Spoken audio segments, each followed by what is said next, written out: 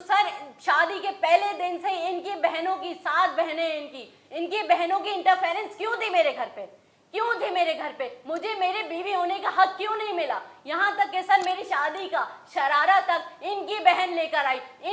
इन्होंने अपनी बहन के पैसे दिए, मुझे नहीं दिए पैसे, अपनी बहन को पैसे दिए कि इसका सारा खर्चा। क्यों भाई क्यों? चलो शादी से पहले तो समझ आता है कि तुमने ये क्या किया, शादी के बाद तो मैं तुम्हारी बीवी थी, मैं अपने घर का खर्चा खुद मैनेज कर सकती हूँ, तो मुझे पैसे दो, मैं ग्रोसरी खुद लेकर आऊंगी। मैंने शादी की है, मैं कहाँ से छोटी हूँ, मैं क्यों नहीं कर सकती बाहर का काम?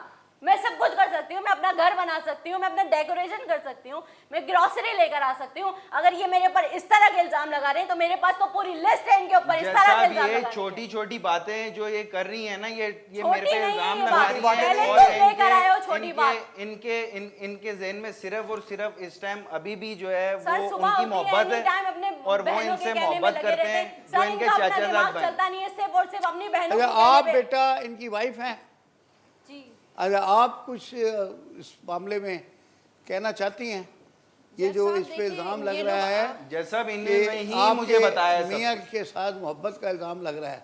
नहीं, ये वैसे तो इश्यू है, एक बड़ा इश्यू है ये, लेकिन ये इनका पर्सनल मैटर है। अभी इसमें ये लोग मतलब मेरे हस्बैंड पे क्यों नाम आ रहा है? ये अच्छा, ये इनका पर्सनल मैटर है और आपका कहना है कि मेरे हस्बैंड को इसमें क्यों घसीट रहे हैं? जी, ये इनका पर्सनल मैटर है, तो मतलब इस तरह तो हमारी फैमिली बर्बाद हो जाएगी। हमारी लाइफ बिल्कुल सेटल है अल्हम्दुलिल्लाह, हम एक दूसरे से मोहब्बत करते हैं, हमारा बच्चा है, सब कुछ है। इसके इनकी लाइफ सेटल्ड है लेकिन हमारा घर खराब हो रहा है। ये अपनी लाइफ अपना घर भी सही रख रहे हैं और दूसरे का घर नहीं है, इनका घर है। ये सिर्फ आपके जहन का फुतूर है, मेरे जहन का फुतूर नहीं है, मेरे जहन का गलत कह रहे हैं। तुम चुप रहो, तुम हमेशा यही बात करते हो, तुम उसको सपोर्ट करोगे हमेशा।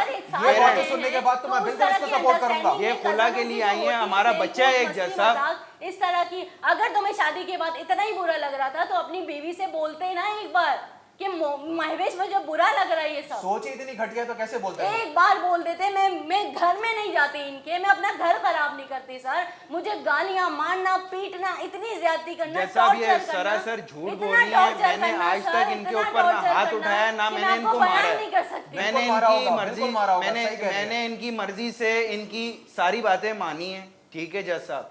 जो चीज मैं नहीं मान सकता हूँ, जो चीज मुझे नहीं बर्दाश्त, वो मैंने इनको क्लियरली नोटेड कर दी थी कि मुझे ये चीज नहीं पसंद। ऐसा कुछ भी नहीं कहा था सर। अगर ये बोलते तो मैं यहाँ नहीं खड़ी होती, कोई भी औरत भाभी है मेरी, ये मेरी बहन है, मेरी भाभी है, मुझे इस चीज का नहीं पता, लेकिन मुझे इन्होंने बताया सारी चीजों का कि मेरा रिश्ता खराब नहीं करो। तुम अपने घर को देखो। मुझे ऐसा लगता है कि मतलब रिजवान और इनकी अंडरस्टैंडिंग आज भी है और लगने से इनको शक भी हो गया हमारे ऊपर। शक तो मुझे पहले से था ना, क्योंकि रिजवान से ये बात कर रही है, मैसेजेस के ऊपर इनका ध्यान ही नहीं है। किसी हम दावत में जाते हैं, महफिल में जाते हैं, इनको ये नहीं पता कि मैंने अपने शौहर की इज्जत कैसे रखनी है। कोई मेरा बड़ा बुजुर्ग खड़ा है, कोई है, इन्होंने वहां पे भी इनको ये नहीं पता कि मुझे खाना डाल के देना है तो प्लेट में मैं क्या डाल रही हूँ, मैंने खाना क्या है, ये डाल के मुझे क्या दे रही है, इनको ये तक नहीं पता। इतना ये वो ऑब्जर्व हुई थी, इन्वॉल्व हो जाती है वहां जाके कि मतलब इनको पता ही नहीं होता कि मैं वहां क्या कर रही हूँ। क्यों? वहां पे रिजवान जो मौजूद होते हैं,